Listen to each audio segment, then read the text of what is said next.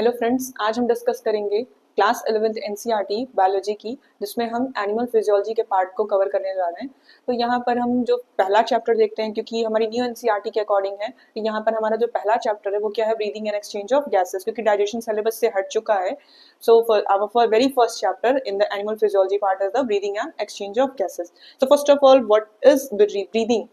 Because it is very similar to the term that we have already studied in class 10th, that is the term is the respiration, where there is a chapter life processes, and there we have studied about the digestion, respiration, excretion, and our very favorite chapter, which is the topic, which is the circulation. So यहाँ पर हम क्या देखते हैं कि जो breathing है, क्योंकि हमारा जो टॉपिक वहाँ पर था रेस्पिरेशन का, वो टॉपिक जो है वो हमारा क्या डिस्कस करता है कि जो भी यूनिसेलुलर ऑर्गेनिजम्स हैं उनमें क्या होता है। देखिए, एक दो चीज़ें बहुत कंट्राडिक्टरी यहाँ पर होती हैं। पहला तो हमारा जो वर्ड है ब्रीदिंग, और एक जो हमारा वर्ड आता है रिस्पिरेशन, क्योंकि आपको क्लास 11th में क्या है ना कि दोनों टॉपिक्स को पढ़ना है। एनिमल फिजियोलॉजी में आप ब्रीदिंग को पढ़ोगे, एक्सचेंज ऑफ गैसेज, जहाँ हम कैसे कार्बन डाइऑक्साइड को एक्सेल करते हैं, ऑक्सीजन को इनहेल करते हैं, ये सारी चीज़ों को आप यहाँ पर देखोगे। बट जो रिस्पिरेशन का प्रोसेस है, यानी कि हमारा जो सुना होगा आप लोगों ने ग्लाइकोलिसिस, वर्ड ग्लाइकोलिसिस हो गया, या फिर हमारा क्या होता है क्रेब्स साइकिल चलती है, क्रेब साइकिल जो चलती है, ठीक है। और एक चलता है हमारा ईटीएस, इलेक्ट्रॉन ट्रांसपोर्ट सिस्टम, या ईटीसी जो है वो इलेक्ट्रॉन ट्रांसपोर्ट चेन चलती है। ऐसा क्या होता है ना कि जो हम एक्सचेंज ऑफ गैसेस पढ़ते हैं, ये तो हमारा एक्स्ट्रा सेलुलर होता है। एक्स्ट्रा सेलुलर मीन्स क्या होता है कि सेल के बाहर की बात हो रही होती है। बट ये जो चीजें होती हैं, हमारे जो रेस्पिरेशन प्रोसेस जो होती है, ये हमारा क्या होता है, इंट्रा सेलुलर होता है। मीन्स हम एक सेल के अंदर बात कर रहे होते हैं। क्लास 10th में आप लोगों ने पढ़ा होगा लाइफ प्रोसेस में रेस्पिरेशन टॉपिक के अंडर में, कि रेस्पिरेशन क्या होता है, उसके कितने टाइप्स होते हैं। फिर आप लोगों ने ह्यूमन रेस्पिरेटरी सिस्टम पढ़ा होगा, वहां पर ह्यूमन रेस्पिरेटरी सिस्टम आप लोगों ने वहां पर पढ़ा होगा, ठीक है। रेस्पिरेटरी सिस्टम वहां पर देखा होगा। लेकिन क्या आप लोगों ने ये सारे नाम सुने? बिल्कुल नहीं, क्योंकि ये वहां सिलेबस में था ही नहीं। हम सिर्फ रेस्पिरेटरी सिस्टम को पढ़ते हैं। वहां पर हम ट्रांसपोर्ट ऑफ गैसेस पढ़ते हैं कि कैसे जो है वो हीमोग्लोबिन या फिर प्लाज्मा के थ्रू क्या होता है, गैसेस का ट्रांसपोर्टेशन होता है हमारी बॉडी के अंदर, ह्यूमन बॉडी के अंदर, ठीक है। तो ये एनिमल फिजियोलॉजी के पार्ट में हम इन चीजों को कवर करते हैं, जबकि असली रेस्पिरेशन क्या है, ये तीन टॉपिक्स को डिस्कस करता है, जो कि हमारे 11th क्लास की एनसीईआरटी में ये रेस्पिरेशन प्लांट फिजियोलॉजी में कवर होगा। कहाँ पर है? प्लांट फिजियोलॉजी में है, जहां पर हम क्या करते हैं, ग्लाइकोलिसिस कैसे होती है, क्रेब साइकिल कैसे होती है, कहाँ होती है, क्यों होती है, फिर इसका प्रोडक्ट क्या होता है, इसका स्टार्टिंग प्रोडक्ट क्या, स्टार्टिंग मटेरियल क्या होता है, एंड प्रोडक्ट क्या होता है, फिर वो एंड प्रोडक्ट यहाँ क्रेब साइकिल में एंटर करता है। ऐसे बहुत सारी चीजें हैं, तो यहाँ पर हम इनको डिस्कस नहीं करेंगे। हम यहाँ पर क्या देखते हैं, हम यहाँ पे ब्रीदिंग कैसे हो रही है, प्लस यहाँ पर एक्सचेंज ऑफ गैसेस जो होता है, जो हमारा क्लास 10th की एनसीईआरटी में जो आपका टॉपिक था लाइफ प्रोसेसेस, वहां पर हम लोगों ने 4 लाइफ प्रोसेसेस की बात की थी। एक तो हमारा पहला था डाइजेशन, दूसरा हमारा रिस्पिरेशन, तीसरा था हमारा सर्कुलेशन, और चौथा था हमारा एक्सक्रीशन, ठीक है। तो ये टॉपिक से तो एक्सक्लूड हो चुका है क्लास 11th में, बट आपको ये तीनों टॉपिक्स आपको मिलेंगे detail, very detail. Respiration 2 part में मिलेगा, एक एनिमल फिजियोलॉजी में मिलेगा और एक आपका प्लांट फिजियोलॉजी में मिलेगा।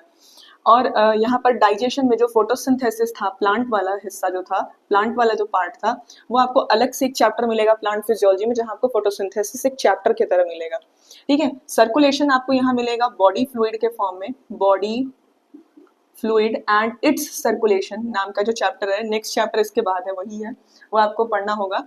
और यहाँ पर क्या है, एक्सक्रीशन आपको मिलेगा एक्सक्रीटरी सिस्टम में, जहाँ आपको किडनी वगैरह पढ़नी होगी। तो क्लास 10th में हमारा जो एक चैप्टर था वो यहाँ पर आकर के हमारे लगभग 1 2 3 4 चैप्टर्स बन चुके हैं, अगर हम डाइजेशन को छोड़ देते हैं तो, ठीक है। तो यहाँ पर हम देखेंगे ब्रीदिंग क्या है, एक्सचेंज ऑफ गैसेस क्या है। तो सबसे पहले हम ब्रीदिंग और रेस्पिरेशन के बीच का डिफरेंस देखते हैं कि ब्रीदिंग क्या है और रेस्पिरेशन क्या है, क्यों इनको हम अलग पढ़ रहे हैं, जबकि हम लोगों ने कंबाइंड फॉर्म में पढ़ा था क्लास 10th में। वहां पर भी चीजें थोड़ी अलग होती हैं। हम रिस्पिरेशन टॉपिक बोलते रहते हैं, रिस्पिरेशन पढ़ रहे हैं हम, ठीक है। रिस्पिरेटरी सिस्टम हम पढ़ते हैं, बट रिस्पिरेशन प्रोसेस को हम वहां नहीं पढ़ते हैं। हम वहां पर सिर्फ ब्रीदिंग पढ़ रहे हैं, एक्सचेंज ऑफ गैसेस पढ़ रहे हैं, ठीक है। ब्रीदिंग क्या है? ब्रीदिंग एक मैकेनिकल प्रोसेस है। रुकिए, मैं इसको इरेज करके फिर से मैं आपको डिफरेंसेस लिख के दिखाती हूँ, क्या क्या डिफरेंसेस हैं। So here is the differences in the point format. देखिए मैं अपने स्टूडेंट्स, आप हमेशा पॉइंट बनाना सीखो कि आपको डिफरेंसेस लिखने हैं तो आपके पास पॉइंट्स होने चाहिए कि आप क्या डिफरेंस लिखोगे। बच्चे क्या करते हैं, जनरली डिफरेंस लिखना होता है, आप डेफिनेशन उठा के लिख देते हैं, बहुत करते हैं एक दो एग्जाम्पल डाल देते हैं, हो गया उनका डिफरेंस, ठीक है। तो लेकिन यहाँ पर देखिए आप क्या करते हैं, 10 पॉइंट हमने बनाया है। तो पहला पॉइंट हमारा है कि ब्रीदिंग क्या, पहली चीज तो देखिए ब्रीदिंग होती क्या है। Breathing is a part of respiration. Breathing is a part of respiration, ठीक है। Breathing is a part of respiration, इधर से आप एरो इधर लगा दो, breathing is a part of respiration, ठीक। हमेशा ब्रीदिंग क्या है, रिस्पिरेशन का एक पार्ट है। रिस्पिरेशन क्या एक ब्रॉड टॉपिक है जहां पर हम बात करते हैं बायोकेमिकल प्रोसेस की, सेलुलर प्रोसेस की, and here it is intracellular process की, ठीक है। बायोकेमिकल मतलब किसी लिविंग ऑर्गेनिज्म के अंदर कोई केमिकल्स के द्वारा, केमिकल्स के यूज से क्या हो रहा है, कोई प्रोसेस हो रहा है जहां पर कोई केमिकल का यूज हो रहा है, कोई केमिकल बन रहा है, ठीक है। तो यहाँ पर थोड़ी सी केमिस्ट्री इन्वॉल्व हो रही है। हमारे बॉडी में जो भी चीजें हैं, फॉर जनरल जो हमारे बॉडी में कार्बोहाइड्रेट है, जो हमारी बॉडी में प्रोटीन्स हैं, जो हमारी बॉडी में क्या है, आपके लिपिड्स है, ठीक है। इवन हमारा जो जेनेटिक मटेरियल है, डीएनए हो गया, आरएनए हो गया, जो भी चीजें हैं, ये सब का सब क्या है, ये सब एक केमिकल कंपोजिशंस है, ठीक है, कंपाउंड्स हैं। तो यहाँ पर जो हमारी बॉडी के अंदर जो भी लिविंग, सिर्फ और सिर्फ हमारी बॉडी की बात नहीं हो रही, यहाँ पर किसी भी लिविंग ऑर्गेनिज्म की बात हो रही है। अगर किसी लिविंग ऑर्गेनिज्म के अंदर कोई केमिकल प्रॉपर्टी चलती है, कोई केमिकल रिएक्शंस चलते हैं, ठीक है, उसी केमिकल रिएक्शन की तरह से यहाँ पर क्या हो रहा है, रेस्पिरेशन प्रोसेस चल रहा है। अब ये रेस्पिरेशन प्रोसेस चलेगा कैसे, क्योंकि यहाँ पर हमको सेल की जरूरत है, सेल भी चाहिए, तो इंट्रासेलुलर मतलब सेल के अंदर हमको वो प्रोसेस करवाना है। तो यहाँ पे क्या होता है, either in the presence of oxygen or in the absence of oxygen, दो चीजें होती हैं, या तो ऑक्सीजन की जरूरत पड़ेगी या तो ऑक्सीजन की नहीं जरूरत पड़ेगी। दोनों ही केस में क्या होता है, रेस्पिरेशन प्रोसेस चलती है। इतनी बात हो रही है रेस्पिरेशन ये ऐसे होता है वैसे होता है, बट रेस्पिरेशन है क्या, देखिए जो हमारी बॉडी में जो डाइजेस्टेड फूड मटेरियल होता है, हम डाइजेशन पढ़ के आते हैं, जो डाइजेस्टेड फूड मटेरियल होता है, जो हमारी विलाई यानी कि हमारा जो स्मॉल इंटेस्टाइन जो है, वो स्मॉल इंटेस्टाइन के वॉल्स पे क्या होते हैं, विलाई प्रेजेंट होते हैं, ठीक है। तो विलाई और माइक्रोविलाई वहां प्रेजेंट होते हैं। तो ये विलाई क्या होते हैं, हमारे जो डाइजेस्टेड फूड मटेरियल होता है उसको एब्जॉर्ब करके कहाँ पहुंचाते हैं, हमारी ब्लड स्ट्रीम में, हमारी ब्लड स्ट्रीम में पहुंचाते हैं, ठीक है। ब्लड स्ट्रीम में पहुंच गया हमारे। अब ये ब्लड स्ट्रीम क्या करेगा, हर एक सेल तक ये कंपोजिशन को लेकर के जाएगा, मतलब डाइजेस्टेड फूड, यानी कि डाइजेस्टेड फूड में क्या होगा, कार्बोहाइड्रेट डाइजेस्ट होगा तो क्या बनेगा, कार्बोहाइड्रेट डाइजेस्ट होगा तो ग्लूकोज बनेगा, ठीक है। प्रोटीन डाइजेस्ट होगा तो अमीनो एसिड बनेगा, ठीक। और आपका जो लिपिड है यानी जो फैट है वो डाइजेस्ट होगा तो फैटी एसिड और ग्लिसरॉल का फॉर्मेशन होगा, ठीक है। इसके साथ साथ क्या होता है, बहुत सारे आयंस होते हैं, जैसे सोडियम हो गया, पोटेशियम हो गया, क्लोराइड हो गया, बहुत सारे आयंस हो गए, वाटर हो गया, ये सारी चीजें क्या होती है, एब्जॉर्ब होकर के हमारे हर एक सेल तक पहुंचती हैं। अब सेल के पास खाना तो पहुंच गया, ठीक है। सबको पता होता है क्या, जैसे कि हम वुड लकड़ी को क्या करते हैं, जलाते हैं, हमको करना क्या है, हमको चाहिए एनर्जी। फूड हम क्यों खाते हैं, फॉर द एनर्जी। बोर्ड के क्वेश्चंस भी आते हैं 10th में, बच्चे जो है इसको बहुत छोटा वर्ड समझ करके छोड़ देते हैं, लेकिन हमको क्या करना है, हमने जो डाइजेशन प्रोसेस किया, इतनी मेहनत की, खाने को इतना डाइजेस्ट किया, फिर एब्जॉर्ब किया, ढेर सारे केमिकल्स यूज किए एंजाइम्स वगैरह के प्रेजेंस में, ठीक है। तो यहाँ पे हमको चाहिए क्या, एनर्जी चाहिए। अब ये एनर्जी मिलेगी कैसे, क्योंकि हमारा जो खाना है वो तो पहुंच गया, बट इस खाने को क्या करना पड़ेगा, हमें जलाना पड़ेगा। जलाना इन द सेंस आग नहीं लगानी है आपको, आपको यहाँ पे क्या करना है, ऑक्सीडेशन प्रोसेस करना है। जैसे हम बोलते हैं कि बर्निंग अगर ऑक्सीजन की प्रेजेंस में हो रही है तो वो हम उसको कंबशन प्रोसेस कहते हैं। सेम कंबशन प्रोसेस यहाँ भी चलता है, हमारे हर एक सेल के अंदर क्या होता है, कंबशन प्रोसेस चलता है। अगर ये ऑक्सीजन के प्रेजेंस में हो रहा है तो इसे हम कंबशन कहते हैं, otherwise in the absence of oxygen हमारे पास और भी बहुत टर्म्स हैं। अभी रुकिए, अभी ये बताते हैं कोई एक एक करके सारी चीजें, ठीक है। तो यहाँ पे देखिए लिखा हुआ है ऑक्सीडेशन प्रोसेस की जरूरत पड़ती है, ऑकर्स बाय द ऑक्सीडेशन, यानी कि हमें क्या करना है, ऑक्सीडेशन करना है। अब एक चीज बताइए, केमिस्ट्री से हमने पढ़ी होगी, ऑक्सीडेशन दो तरीके से हम कह सकते हैं। अगर हम ऑक्सीजन को ऐड कर रहे हैं तो भी हम ऑक्सीडेशन कहते हैं, लेकिन अगर हम हाइड्रोजन को रिमूव कर रहे हैं तो भी हम ऑक्सीडेशन कहते हैं। ये चीजें सबको पता होंगी कि रिडॉक्स रिएक्शन पढ़ा होगा, तो रिडॉक्स रिएक्शन में क्या होता है कि ऑक्सीडेशन दोनों केस में होता है। अगर हम ऑक्सीजन को ऐड कर रहे हैं तो भी हम ऑक्सीडेशन कहते हैं, अगर हम हाइड्रोजन को रिमूव कर रहे हैं तो भी हम ऑक्सीडेशन कहते हैं। इन द सेम वे जैसे हम रिडक्शन को कहते हैं, अगर हम हाइड्रोजन रिमूव कर रहे हैं तो रिडक्शन हो गया, और अगर ऑक्सीजन को ऐड कर रहे हैं तो भी रिडक्शन हो गया। तो यहाँ पर क्या हो रहा है, अगर ऑक्सीजन है तब तो हम कंबशन बोलेंगे, तब तो ऑक्सीडेशन हो ही रहा है। अगर ऑक्सीजन नहीं है तो हाइड्रोजन को रिमूव कर दो, सिंपल, ऑक्सीडेशन हो गया, ठीक है। तो ये सारी चीजें देखिए, यहाँ पे एनर्जी लिखा हुआ है, एनर्जी प्रोवाइड करता है। हमने रेस्पिरेशन को पढ़ा, ठीक। अब रेस्पिरेशन करने के लिए हमें क्या चाहिए, ऑक्सीजन चाहिए, ठीक है। जिन ऑर्गेनिजम्स में ऑक्सीजन कंपलसरी है उन्हीं ऑर्गेनिजम्स में ब्रीदिंग का प्रोसेस होता है। ये भी एक बहुत बड़ा फैक्ट है। हर ऑर्गेनिज्म में ब्रीदिंग का प्रोसेस नहीं होता है। क्यों? क्योंकि हर ऑर्गेनिज्म को जरूरी नहीं है कि वो ऑक्सीजन के प्रेजेंस में ही ये प्रोसेस करे, वो ऑक्सीजन के एब्सेंस में भी ये प्रोसेस कर सकता है। हाइड्रोजन को रिमूव कर देगा, उसका ऑक्सीडेशन हो गया। तो यहाँ पर क्या है, जिन ऑर्गेनिजम्स में ऑक्सीजन कंपलसरी है रिस्पिरेशन प्रोसेस के लिए, उन्हीं ऑर्गेनिजम्स में क्या होगा, ब्रीदिंग का प्रोसेस चलेगा फॉर द ऑक्सीजन चाहिए उन्हें ऑक्सीजन, इसलिए उन्हें क्या करना पड़ेगा, एटमॉस्फेयर से ऑक्सीजन को लेना पड़ेगा, एक्सचेंज करना पड़ेगा गैसेस को। तो उस गैसेस एक्सचेंज के लिए क्या करना पड़ेगा, उनके पास कोई ना कोई ऑर्गन सिस्टम होना चाहिए। अगर वो हायर ऑर्गेनिज्म है तो ऑर्गन सिस्टम होगा, उससे लोअर तो ऑर्गन होगा, उससे लोअर तो टिश्यूज होंगे। ठीक है, जैसे सीक्वेंस पता होगा आपको सेलुलर ऑर्गेनाइजेशन का, सेल फिर टिश्यू फिर ऑर्गन सिस्टम होगा ना, ऐसे चलता रहेगा। तो जो भी चीजें हैं मतलब स्ट्रक्चर होना चाहिए फॉर द ब्रीदिंग। ठीक, तो हमारे पास क्या है, ब्रीदिंग मान लीजिए हमारे जरूरी है। अब डिफरेंसेस देख लेते हैं। जैसे हमारे पास क्या है, ब्रीदिंग एक फिजिकल प्रोसेस है। फिजिकल मतलब हम इनहेल किए, सांस को लिया और सांस को छोड़ा, सिर्फ ये ब्रीदिंग है। हमने क्या किया, सांस को लिया और सांस को छोड़ा, ये हमारा ब्रीदिंग हो गया। तो ये क्या है, एक फिजिकल प्रोसेस है, इसमें बॉडी के बहुत सारी मसल्स वगैरह यूज हो रही हैं, तो फिजिकल प्रोसेस ये हो गया।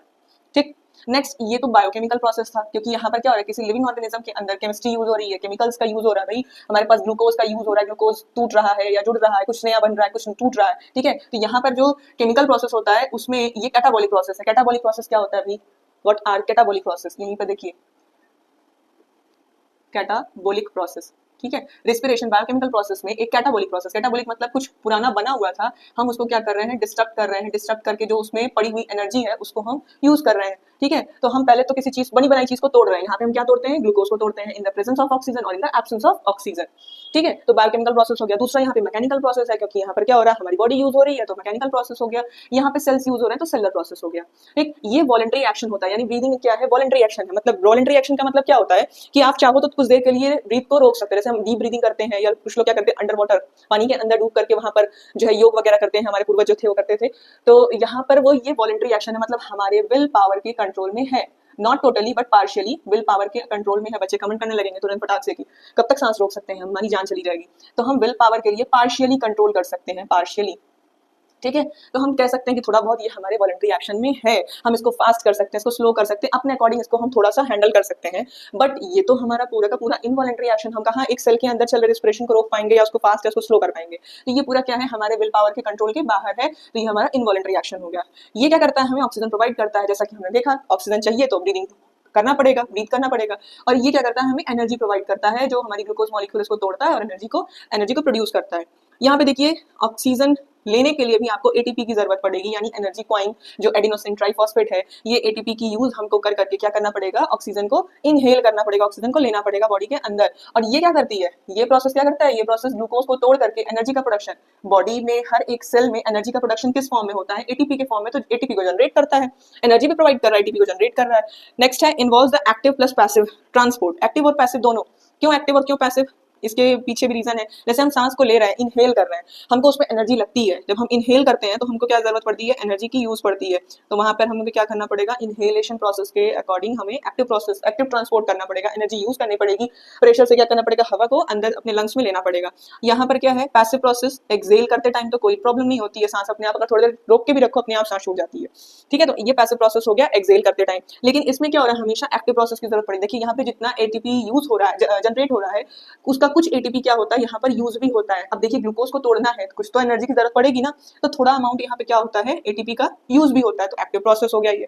यहाँ पे कोई पैसिव प्रोसेस नहीं, खुद से कुछ नहीं होने वाला है, यहाँ पे हमें थोड़ी एनर्जी की जरूरत तो पड़ने ही वाली है, लेकिन उससे कई गुना ज्यादा एनर्जी ये प्रोड्यूस कर देता है, इसलिए हम ओवरऑल एटीपी जनरेशन कह रहे हैं, एटीपी यूज नहीं कर रहे हैं। ये प्रोसेस यानी ब्रीदिंग हमारे पास कहाँ देखने को मिलता है, सिर्फ एनिमल्स के अंदर देखने को मिलेगा। आपको प्लांट में ऐसा कोई ब्रीदिंग का प्रोसेस देखने को नहीं मिलेगा। ये क्या है, respiration, each and every cell, हर एक सेल के अंदर रेस्पिरेशन प्रोसेस चल रही है।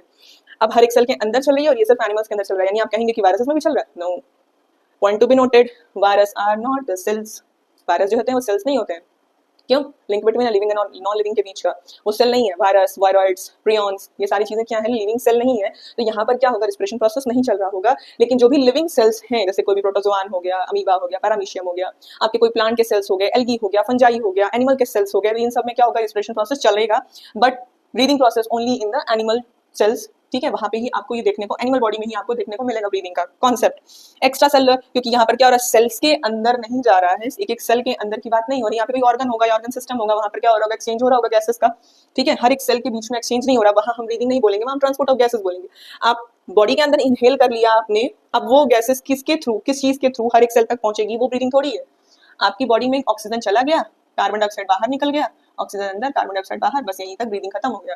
अब ये ऑक्सीजन हर एक सेल तक कैसे पहुंचेगा, ये ब्रीदिंग के प्रोसेस से बाहर है, ये ट्रांसपोर्ट ऑफ गैसेज है। तो ये एक्स्ट्रा सेलुलर प्रोसेस हो गया, और ये क्या हो गया आपका इंट्रासेलुलर प्रोसेस हो गया, यानी सेल के अंदर ये मैकेनिज्म चल रहा है, सेल के अंदर ग्लूकोज टूट रहा है और एटीपी का फॉर्मेशन हो रहा है। ये जो आपका ब्रीदिंग प्रोसेस है वो डिफ्यूजन प्रोसेस के थ्रू होता है। डिफ्यूजन सबको पता है, higher concentration to lower concentration, ठीक है, higher concentration to lower concentration क्या होता है, डिफ्यूजन प्रोसेस होता है, हाई टू लो। तो हमारी बॉडी के अंदर क्या है, कार्बन डाइऑक्साइड की मात्रा ज्यादा है, क्योंकि हमने तो ऑक्सीजन को यूज कर लिया है, carbon dioxide as a waste बन के निकल रहा है, हमें कार्बन डाइऑक्साइड की जरूरत है नहीं, प्लांट्स को कार्बन डाइऑक्साइड की जरूरत होती है, हमें चाहिए ऑक्सीजन। तो हमारी बॉडी में क्या है, ये डिफ्यूजन प्रोसेस में हमारी बॉडी के अंदर कार्बन डाइऑक्साइड का कंसंट्रेशन ज्यादा है, एटमॉस्फेयर में ऑक्सीजन का कंसंट्रेशन ज्यादा है, तो ऑक्सीजन बॉडी के अंदर जाएगा, कार्बन डाइऑक्साइड बॉडी से बाहर जाएगा, तो डिफ्यूजन प्रोसेस से ये ब्रीदिंग चलेगा। यहाँ पर क्या है, ऑक्सीडेशन प्रोसेस की जरूरत है, बता ही चुके हैं हम लोगों ने, ऑलरेडी डिस्कस किया हुआ है कि ऑक्सीजन के ऐड होने पे भी हम ऑक्सीडेशन कहते हैं, और हाइड्रोजन के रिमूवल पे भी हम ऑक्सीडेशन कहते हैं। तो ये ऑक्सीडेशन प्रोसेस से हैंडल होता है हमारा रेस्पिरेशन। ब्रीदिंग के लिए हमको कौन से बॉडी के ऑर्गन या जो भी हमारा ह्यूमन रेस्पिरेटरी सिस्टम हम मेनली पढ़ रहे हैं, तो यहाँ पर हमारे पास क्या है, डायफ्राम है। डायफ्राम क्या होता है, थोरैक्स और एब्डोमेन वाले रीजन को, जो सेंटर पे एक डोम शेप्ड मस्कुलर स्ट्रक्चर होता है, उसको हम क्या कहते हैं, डायफ्राम कहते हैं, ठीक है। यहाँ पर क्या है, एंजाइम्स की बात हो रही है, यानी बहुत सारे एंजाइम्स होंगे जो इस पूरे प्रोसेस को हैंडल कर रहे होंगे। सो इतने सारे पॉइंट्स को डिस्कस करने के बाद अगर कोई पूछे कि ब्रीदिंग क्या है, तो ब्रीदिंग आप क्या कहेंगे, breathing is a physical process, breathing is a physical mechanical extra cellular process in which we get oxygen with the use of ATP, ठीक है, with the use of ATP by the process of diffusion, ठीक है, by the process of diffusion. आप diffusion के process से क्या कर रहे हो, ये ऑक्सीजन को आप ले रहे हो, एटीपी का यूज कर रहे हो, और साथ में क्या हो रहा है हमारी बॉडी में, ये फिजिकल मैकेनिकल और ये जो एक्स्ट्रा सेलुलर प्रोसेस है ये चल रही है। वन ब्रीथ की अगर हम बात करें तो one breath is equals to one inhale plus one exhale. एक इनहेल किया और एक एक्सेल किया, यानी एक बार सांस ली और एक बार सांस को रिलीज किया, इससे क्या बनेगा, एक ब्रीथ बनेगा हमारी बॉडी का। रिस्पिरेशन अगर कोई पूछता है तो क्या बताएंगे, respiration is a biochemical cellular और in other words we can say that these steps involve intracellular structure, ठीक है, intracellular structure in which we generate ATP as energy, done either in the presence of oxygen or in the absence of oxygen. We break down the glucose molecule. It means respiration involves the breakdown or the catabolic process in which glucose is break down either in the presence of oxygen or in the absence of oxygen to produce ATP as energy coin. Done, so simple. हम क्या करते हैं, हमारी body में जो ये respiration process चल रही है उसमें हम ग्लूकोज मॉलिक्यूल को तोड़ते हैं, चाहे वो ऑक्सीजन के प्रेजेंस में हो या ऑक्सीजन के एब्सेंस में हो, हमें एटीपी का प्रोडक्शन करना होता है, ठीक है, और ये कैटाबॉलिक प्रोसेस है। तो मुझे जहां तक लग रहा है कि मैं समझा ले गई उस चीज को कि ब्रीदिंग क्या होती है और रेस्पिरेशन क्या होता है। तो अगर हम बात करें रेस्पिरेशन की, कि रेस्पिरेशन के कितने टाइप्स होते हैं, क्योंकि यहाँ पे थोड़ा सा डिस्कस करते हैं फिर हम अपने टोटल टॉपिक पे चलेंगे। रेस्पिरेशन के कितने टाइप्स होते हैं, तो रेस्पिरेशन के दो टाइप्स होते हैं। थोड़ा सा इसको क्लीन कर लेते हैं ताकि हमारे पास स्पेस हो जाए लिखने के लिए, ठीक है। रेस्पिरेशन कितने तरीके का होता है, रेस्पिरेशन दो तरीके का होता है मेनली। एक तो वो जो ऑक्सीजन के प्रेजेंस में होता है, जिसको हम क्या कहते हैं, एरोबिक। एरोबिक मतलब एयर के प्रेजेंस में, एयर का यहाँ पर सीधा सीधा क्या मतलब है, ऑक्सीजन। अगर ऑक्सीजन के प्रेजेंस में हो रहा है तो एरोबिक, अगर ऑक्सीजन के एब्सेंस में हो रहा है तो एनारोबिक। एन लगा दिया, अपोजिट बन गया, ठीक है। तो ऑक्सीजन के प्रेजेंस में हो गया एरोबिक, ऑक्सीजन के एब्सेंस में हो गया एनारोबिक। अगर ऑक्सीजन के प्रेजेंस में हम देखें तो हम रिएक्शन को क्या लिख सकते हैं, C6H12O6 हमारा ग्लूकोज मॉलिक्यूल, ग्लूकोज मॉलिक्यूल ये क्या कर रहा है, ऑक्सीजन का यूज करके और टूट रहा है तो कुछ बनेगा, क्या बनेगा भाई, ऑक्सीजन का यूज करके टूटेगा तो क्या बनेगा, कार्बन डाइऑक्साइड अलग और वाटर अलग। ये कुछ कुछ देखा देखा सा लग रहा है, ऐसा लग रहा है जैसे उल्टा हो रहा है, किस चीज का, फोटोसिंथेसिस का। कार्बन डाइऑक्साइड और वाटर का यूज करके, ठीक है, कार्बन डाइऑक्साइड और वाटर का यूज करके क्या बना था, हमारा ग्लूकोज मॉलिक्यूल बना था फोटोसिंथेसिस प्रोसेस में, याद होगा आपको, और ऑक्सीजन रिलीज हो रहा था। अब क्या हो रहा है, ग्लूकोज मॉलिक्यूल ही ऑक्सीजन के प्रेजेंस में टूट रहा है, यहाँ डिसोसिएट हो रहा है, उसके साथ साथ क्या हो रहा है, एनर्जी का प्रोडक्शन हो रहा है, एनर्जी का production in the form of ATP, ठीक। यहाँ दिख रहा होगा ग्लूकोज 6 मॉलिक्यूल का है, मतलब 6 कार्बन का है, सॉरी 6 कार्बन कंपाउंड है, ठीक है। अगर एक ग्लूकोज मॉलिक्यूल टूटेगा तो यहाँ पे कितने बनने चाहिए, 6 कार्बन डाइऑक्साइड निकलने चाहिए, ठीक है। बैलेंस करना है, यहाँ पर 12 है, यहाँ पे हमें क्या करना है, 6 लिख देना है, ठीक है, 6 लिख दिया। देखिए 6 2 जा 12 और ये क्या हो गया 6, यहाँ पर क्या है, ऑलरेडी 6 है, अगर हमको यहाँ 12 करना है, यहाँ हमको 6 लिख देना है, 6 टू 12, 12 ये हो गया, और 6 यहाँ पर ऑक्सीजन ऑलरेडी हो गया, और 6 टू 12 क्या हो गया, ऑक्सीजन ये हाइड्रोजन हो गया, और 6 आपका कार्बन हो गया, इक्वेशन बैलेंस हो गया। ठीक है, 6 कार्बन का जो ये हमारा मॉलिक्यूल है, जो ग्लूकोज मॉलिक्यूल है, ये टूट रहा है कार्बन डाइऑक्साइड और वाटर मॉलिक्यूल में, ये हमारा हो रहा है aerobic respiration in the presence of oxygen. अब हम बात करते हैं एनारोबिक रेस्पिरेशन की, तो ये 2 तरीके का होता है। पहला जो कि होता है ईस्ट में, ईस्ट मतलब कि फंगस के अंदर, फंगस में भी सिर्फ और सिर्फ ईस्ट के अंदर आपको ज्यादा देखने को मिलेगा। तो फंगस में क्या होता है, ईस्ट जो होता है वो इकलौता ऐसा फंगस है जो सेलुलर नेचर का है, मतलब सिर्फ एक सेल की उसकी बॉडी यूनिसेलुलर है। बाकी सारे फंगस कैसे होते हैं, टिश्यू यानी मल्टीसेलर फॉर्म में होते हैं। मल्टीसेलर फॉर्म हम कह सकते हैं, टिश्यू कहना उतना एप्रोप्रिएट नहीं होगा, बट मल्टीसेलर हम यहाँ बोलते हैं बाकी फंगस को। ठीक है, तो यहाँ पर क्या हो गया, ईस्ट में जो होता है प्रोसेस वो कैसा होता है, एल्कोहलिक फर्मेंटेशन, एल्कोहलिक फर्मेंटेशन, और या फिर इथेनॉल फॉर्मेशन, इथेनॉल फॉर्मेशन। ठीक, anaerobic respiration in which in the absence of oxygen an alcohol or an ethanol, ethanol क्या है, एक अल्कोहल ही है, अल्कोहलिक ग्रुप होता है पूरे कंपाउंड्स का जो कि OH ग्रुप को कैरी करते हैं। अगर OH ग्रुप है तो वो क्या अल्कोहल में आएगा। इथेनॉल का मतलब 2 कार्बन कंपाउंड, केमिस्ट्री आ रही है, ऑल लगा है तो मतलब क्या यहाँ पे OH होगा, तो 2 कार्बन कंपाउंड को हम क्या कहते हैं, यहाँ पे इथेनॉल बोलते हैं, हाइड्रोक्सिल ग्रुप को जो कंटेन कर रहा है। ठीक है, इसके लिए रिएक्शन क्या हो जाएगा, C6H12O6। देखिए यहाँ पे ऑक्सीजन नहीं है तो यहाँ लिख सकते हैं in the absence of oxygen क्या बन रहा है, C2H5OH, ये हमारा हो गया इथेनॉल। और इसके साथ क्या बनेगा, देखिए यहाँ पे 6 कार्बन, यहाँ 2 कार्बन, अगर इसको बैलेंस करना तो यहाँ 2 लिख दिया, चलिए ठीक है 4 हो गए, 2 बचेगा तो हम लिखेंगे 2 कार्बन डाइऑक्साइड। बैलेंस करो, H12 है यहाँ पर क्या है H5 और 2 10, और यहाँ पर भी 2 है। ठीक है, 2 तो ये हो गया 12, HO6 है यहाँ पर, ये कितने हो गए 2 2 4, और ये 2 हो गया आपका 6। ठीक है, कार्बन 6 हो ही गया, 2 2 4 और 2 6, ये बैलेंस हो गया हमारा। इसके साथ बहुत लिटिल अमाउंट ऑफ ATP का फॉर्मेशन, अप्रॉक्स 2 ATP बनती है, यहाँ पे लगभग 38 ATP बनता है। अगर हम नेट की बात करें तो 2 यूज हो जाता है तो हमारा 36 नेट आता है, नेट ATP, मतलब 2 इस्तेमाल होने के बाद इस एरोबिक रेस्पिरेशन में 2 ATP का यूज हमने बताया था वहाँ पे कि ATP का यूज भी होता है, तो ये 2 ATP का यूज करके 36 ATP नेट हमारा यहाँ पे बचता है। ठीक, 38 बना, 2 इस्तेमाल हो गया, 36 यहाँ बन गया, ओवरऑल बना। यहाँ पे क्या हो रहा है, 2 ही ATP बन रहा है। दूसरा प्रोसेस हमारे मसल सेल के अंदर होता है। मसल्स में क्या होता है, मसल्स में एक दूसरा कंपाउंड बनता है, हम कहते हैं lactic acid, lactic acid formation. क्यों कहते हैं लैक्टिक एसिड, क्योंकि यहाँ पर इथेनॉल की जगह पर लैक्टिक एसिड बन रहा है। ठीक है, तो मसल्स में क्या होता है, C6H12O6 टूटता है इन द एब्सेंस ऑफ ऑक्सीजन और बनाता है लैक्टिक एसिड, लैक्टिक एसिड जो कि कितने होते हैं, 3 कार्बन के होते हैं, 3 कार्बन कंपाउंड होता है, और ये 6 कार्बन कंपाउंड है, यानी एक ग्लूकोज का मॉलिक्यूल 2 लैक्टिक एसिड बनाएगा। अब 2 3 6 बैलेंस हो गया, यहाँ पर कोई कार्बन डाइऑक्साइड रिलीज करने की जरूरत नहीं है, सीधे हम क्या लिखेंगे ATP, वो भी 2 ATP, बहुत लिटिल अमाउंट ऑफ एनर्जी बनता है। ये लैक्टिक एसिड हमारे मसल्स में स्टोर होता जाता है, जिसकी वजह से हमें क्रैम्प्स आते हैं, ऐंठन होती है, क्रैम्प्स। ठीक है, मसल क्रैम्प जिसे हम कहते हैं, फैटीग हो जाती है मसल जो है, वो लैक्टिक एसिड के फॉर्मेशन से। जब फर्दर हम फिर ऑक्सीजन इनहेल करते हैं, जैसे हम ऑक्सीजन ऐड करते हैं, ये लैक्टिक एसिड किसमें कन्वर्ट होने लगता है, पायरुविक एसिड में।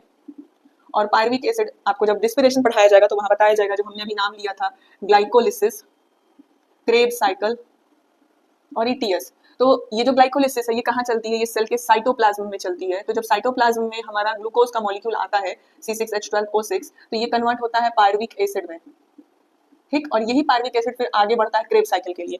यहाँ पर लैक्टिक एसिड बन गया, पायरुविक एसिड तो बना नहीं, लेकिन जब ऑक्सीजन जाएगा हमारी बॉडी में, जब हम सांस लेंगे ज्यादा, हम इसीलिए क्या करते हैं, जब हमें क्रैम्प आते हैं तो हम रुक जाते हैं, थोड़ा इनहेल करते हैं, थोड़ा सांस ज्यादा लेते हैं, डीप ब्रीदिंग करने को बोलते हैं लोग, डीप ब्रीदिंग करो, थोड़ा सा रिलैक्स हो जाओ। क्यों बोलते हैं, क्योंकि ऑक्सीजन की नीड होती है वहाँ पे। जैसे ही ऑक्सीजन जाता है, ये लैक्टिक एसिड किसमें कन्वर्ट होने लगता है, पायरुविक एसिड में। Pyruvic acid again Krebs cycle में एंटर करेगा, ETS यहाँ जैसे नॉर्मल एरोबिक रेस्पिरेशन चल रही थी वैसा ही चलने लगेगा, और ये फिर से जो है फर्दर 36 ATP का फॉर्मेशन कर देगा। So that's all about today's video. हमारी वीडियो में आज के हमने क्या डिस्कस किया, ब्रीदिंग क्या होती है, ब्रीदिंग रिस्पिरेशन में डिफरेंसेस क्या हैं, और रिस्पिरेशन के कितने टाइप्स होते हैं, एरोबिक एनारोबिक, एनारोबिक में भी 2 कंडीशंस हैं। ठीक है, तो आज के लिए बस इतना ही। नेक्स्ट वीडियो में हम आगे की चीजों को डिस्कस करेंगे। ठीक है, आगे हम क्या क्या डिस्कस करने वाले, जैसे रेस्पिरेटरी सिस्टम। ठीक है, तो हम स्टार्ट करेंगे यूनिसेलुलर ऑर्गेनिज्म से लेकर के और ह्यूमन बॉडी तक आएंगे कि रेस्पिरेटरी सिस्टम में क्या क्या चीजें होती है, respiration for the sake, respiration नहीं, ब्रीदिंग कैसे होता है। ठीक है, और एक्सचेंज ऑफ गैसेस वगैरह कैसे होती हैं, ट्रांसपोर्टेशन कैसे होता है, ये एक एक करके हम वीडियोस में कवर करेंगे। So that's all about today's video. Thank you, stay tuned with me for the more knowledgeable videos. Thank you once again.